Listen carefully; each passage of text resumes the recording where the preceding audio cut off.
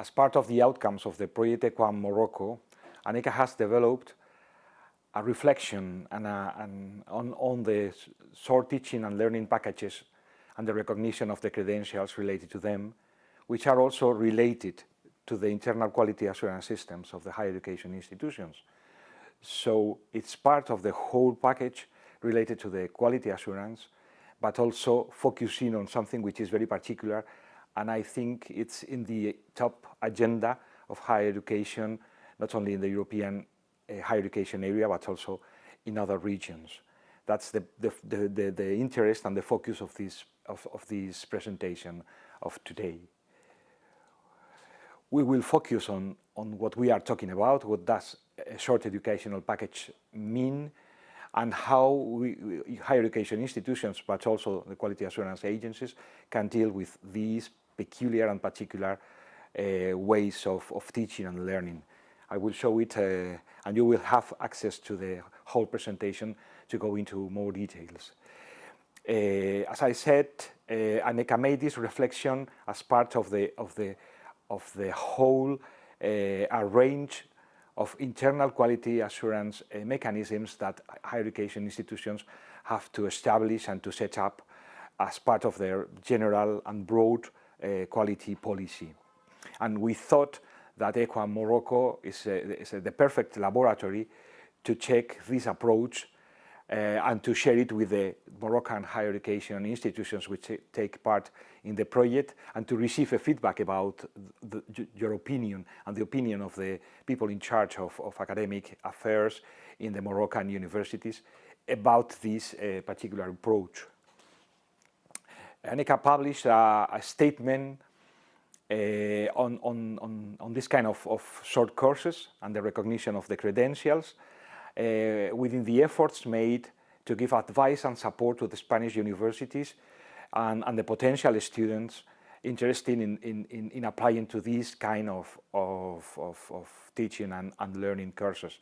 Also, we are worried about the possibility that many different providers can offer this kind of education packages, and how to deal with the quality assurance issues of companies or of corporations or organizations which are not strictly related to higher education, to the higher education sector. So the pandemic also made another impact to think about this issue and to look for solutions in order to support and to protect students, and also to ensure the society that the people who have made this or have studied this kind of teaching and learning opportunities are well supported, and they meet the quality standards that all the society requires. The statement focuses on any kind of higher education delivery, either face-to-face, blended, or fully online. Independently of the nature of the provider, not only higher education institutions, but also any kind of other platforms. The quality assurance procedures, regardless the focus at the institutional or at the program or at the credit level. Shorter-term educational courses leading to a particular credential, and that's important. That could also be independent modules within a program or a study program. So it's important to identify the institution or the provider behind these credentials, and what are they good for? What does it mean? What can a student graduated, so to say, from this kind of learning opportunities are in charge of dealing with any kind of issue related to the professional world or the labor market as well. This learning innovation should not be confronted with a particular quality assurance procedures. We are not talking in a classical stimulus and response reaction. We need to go further and to react to a complete overall issue, and how to deal from the point of view of quality assurance regarding these devices. We inspired in some initiatives carried out by CHIA, the higher education Accreditation Organization in the United States, or the Australian Department of Education, which reflected on these issues since 2018 until the last year. So this is the work we are starting with for our proposal. But what are we talking about? It's important to define what is for us this kind of teaching and learning packages. So we need to be as complete in terms of including all kind of possibilities in order to avoid to go to a problem by problem or a case by case level. So therefore we need to be flexible. If we are dealing with flexibility versus rigid learning paths, we need to find and to provide organizations and institutions with also flexible quality assurance procedures. And that's what we are trying to do in order to lighten up the responsibility of the organizations, but ensuring the student protection at the same time. So we have the example of the MOOCs. Everybody is familiar with MOOCs all over the world, and there was something related to the quality assurance of the MOOCs, which was not tackled by the academia in a broader sense since the beginning. We want to put in the same container the online and electronic courses, as well as other kind of face-to-face or blended courses as well. What about the particular and the peculiar quality assurance of these kind of courses? Well, it's difficult to find a common approach, a one-size-fits-all the possible cases approach. That's important, but it's important also to ensure society that we are dealing with the main or the most important elements within any kind of course provided by institutions, either online or face-to-face basis. So it should be a fit to purpose rather than to a fit for purpose quality assurance approach. But also we should bear in mind that they should be also simple in terms of bureaucracy, in terms of administrative burden, but also focusing on results or the outcomes of the student learning processes. So the way we want to focus, the way we want to approach this issue is sharing responsibility with the higher education institutions or with a particular provider of these kind of courses, giving this organization the possibility to show which are the quality assurance mechanisms that they will deal with these particular cases. How it is the plan, how they will pay attention on the academic staff that will provide these courses, how they will pay attention about the assessment mechanisms of the students, or the identification, the authentication procedures for the students in order to be assessed fairly, in a fair way. So if we think about it, we are dealing with these issues within the same framework of quality assurance mechanisms that we apply for a traditional program or for a traditional bachelor or master program. So that's very important. But what we do need to go further in this quality assurance approach is that it necessarily has to be shared and agreed on by all the quality assurance agencies in a particular region, either in Europe or in Latin America or in Asia Pacific. But we should focus also on the debate among the different quality assurance networks in order to find commonalities, to find agreements that allow the students also and graduates moving around the world showing up the credentials received and awarded by these kind of courses. So focusing on the internal quality assurance systems of the higher education institutions or the providers is talking about EQUAM Morocco from the very beginning. So that's why we wanted to submit our reflection on the quality assurance of short teaching and learning packages within the EQUAM Morocco project.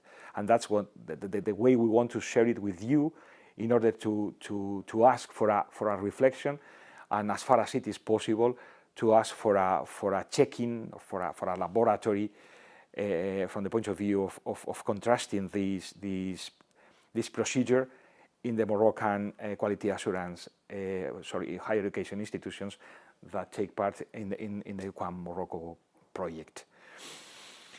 Again, I insist, we should not only think on electronic devices, or MOOC, or whatever course is offered or is submitted to the students by online means. We are also thinking about the traditional programs, at the different level of the modules, that can be split, that can be atomized from a general bachelor program or master program, and can be offered by a particular institution to students from all over the world. That could be also a reinforce in terms of multidisciplinarity, a reinforce of the way students can apply for a particular learning experience in a different university, but we have to be sure that these bits and pieces of a learning activity or program will be identified as a valid one and recognized by the own institutions where the student has already been enrolled, and also by society, by the labor market, or by any other external provider of work, or of a further academic studies in the future. So that's the key and the crucial bit of all these problems. So we need to identify at least three main issues. Which part of the training is essential for obtaining the learning outcomes, and focusing mainly on learning outcomes, which should be subject to more detailed and secure assessment. Again, we are dealing with the assessment techniques, which are absolutely important in order to ensure that the student has achieved the learning outcomes, and which could be resolved in less formalized methods. That could be written test, short oral test, telephone or video conference, or whatever has been already agreed with a particular student. So flexibility of the internal quality assurance system facing external quality assurance procedures has to be a very innovative initiative conducted by the quality assurance agencies. And it is essential to have versatile quality assurance tools. We cannot look for a very strict and formalized quality assurance mechanism if we are dealing with very flexible ways of teaching and learning. So quality assurance agencies are obliged to provide flexible mechanisms in order to deal with this very innovative way of teaching and learning. What we are talking about is about the sustainability of this variable geometry of higher education provision. Whatever it will be discovered and implemented in the near future, we cannot think about new ways of teaching and learning in 5 years or even in 1 year. We always have to bear in mind, from the perspective of the Quality Assurance Agency, which is this slide dealing with, students' protection and society's expectations. That's, for us, the main objective of these innovative teaching and learning activities. So that's the most important for us. So no matter how we will deal with a particular teaching and learning provision, we have to bear in mind this responsibility as quality assurance agencies related to a public quality assurance framework in our nations. So we thought to develop a particular toolkit, something very practical, to deal with the quality assurance of short educational packages, or whatever we want to refer to these experiences. And for us, this is an incremental approach. What does it mean? But it means that we cannot think of an ad hoc device for any particular initiative derived from one institution of a group of institutions. So we should focus also at an institutional level. We should not go case by case, because it goes beyond the possibilities and the resources of our quality assurance agencies. And of course, it provides a lot of burden and administrative burden for universities. So we need to look for a flexible and a general approach, which focus on the learning path of each student. Each student in the near future, and even currently, they are choosing bits and pieces of learning activities that they want to put it together in her or his own diploma supplement or whatever. And we are dealing also with a lifelong learning experience. So we need also to have at our disposal a lifelong diploma supplement as well, and a sort of a diploma supplement in terms of credentials of different and various teaching and learning activities and their corresponding credentials provided by a wide range of different providers. So the toolkit should focus on both recognition of the teaching and learning experience and the provider which is behind, and also about the learning objectives and the learning outcomes achieved, because these will be essential for the future labor market approach that will have the student or the graduate from all these different courses. So it is an incremental approach because we need to have a very flexible and general set of guidelines rather than standards or criteria for higher education institutions or the providers, in order to show that they are compliant with the main elements related to the quality assurance, internal quality assurance mechanisms of this course, that they usually go to the protection of the students in terms of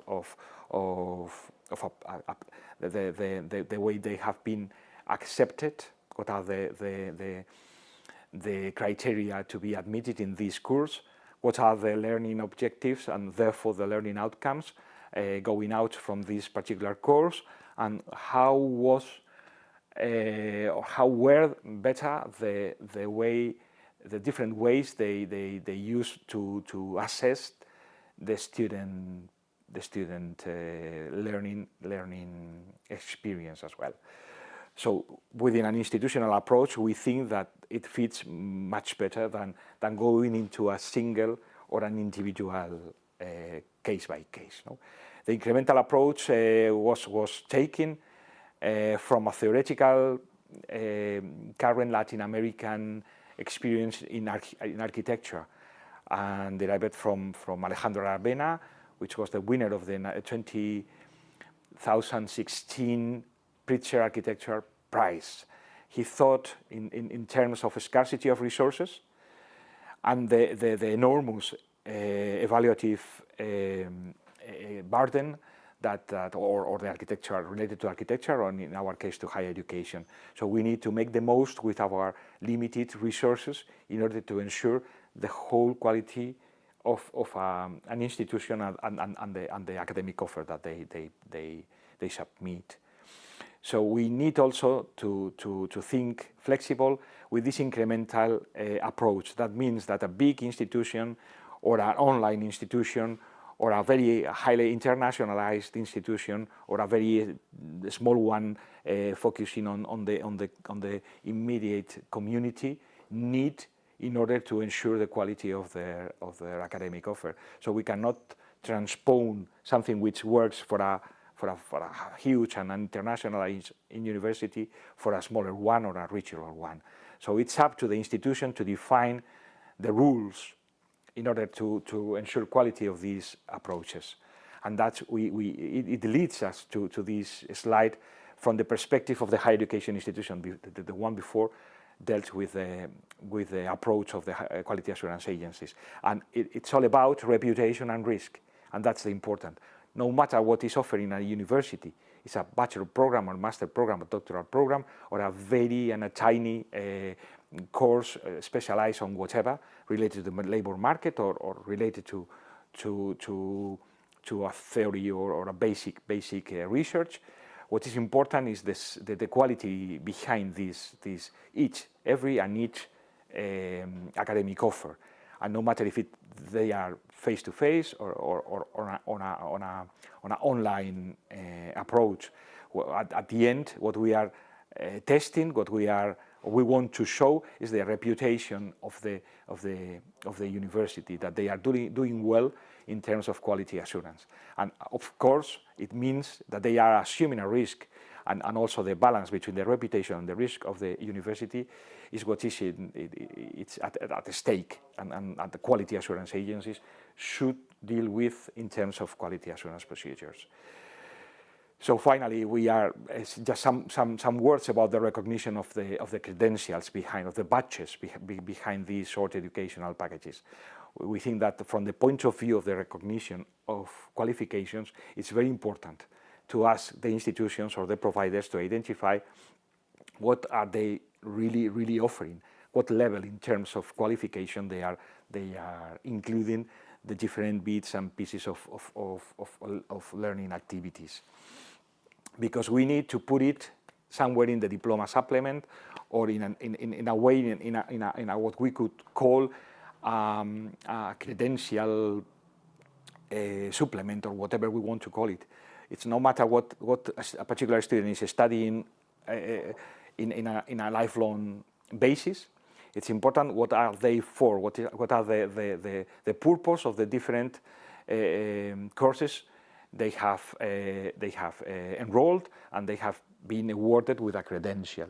What is important is to show that someone has prepared in a very multidisciplinary way beyond the basic bachelor or the subsequent master program that they studied in the meanwhile, or at the beginning, if you want.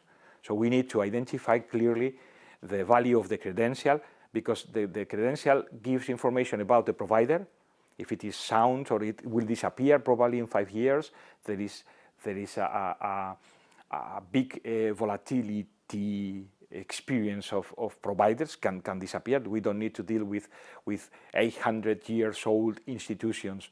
We can think about platforms, online platforms, or teaching and learning activities coming from a corporation or a company. But we need to identify clearly, even if this provider does not exist anymore, that they provided something which can be put within our national qualifications framework in the cell of the master level or bachelor level or doctoral level or whatever, no matter how long it took to finish this particular course, but what about the weight in terms of qualification level. So if we have flexible curricula, we need a new paradigm for internationalization of higher education. So at the very end, we were thinking about quality assurance of short teaching and learning packages, about the credentials, but at the very end, according to the current mobility in terms not only of real mobility of students, which is compromised since the pandemic, but also the online and the platforms derived from the online offer of academic offer, we have a real mobility of students which goes beyond what we could imagine only 1 or 2 years ago. So this model should bear in mind also this international related issue when we are thinking about putting quality assurance framework to any kind of course. It's very easy to apply the whole weight of quality assurance to a small course, but we forget that it will have a very strong impact in terms of the internationalization and recognition of this model all over the world. So it's important to be flexible, it's important to be incremental, and not to force the provider or the institutions to do more than it's worthwhile, because we are talking about a very short training period, or teaching and learning. And what we do like to emphasize in our statement, in our reflection in ANECA, and something that I insist want to share with all of you as higher education institutions, is about the quality assurance principle. It's a matter of co-responsibility between the quality assurance agencies and the universities and the higher education institution or the provider, whatever provider we are talking about. And again, the internal quality assurance system, for us, is the DNA for mutual trust and further recognition purposes. So at the very end, we need to be sure that the internal quality assurance system of the higher education universities are thinking of and developing also and implementing mechanisms to ensure the quality of any kind of academic issue that they are dealing with. And with this reflection on internationalization, I would like to finish this presentation about the quality assurance offshore educational packages and the recognition. Thank you very much.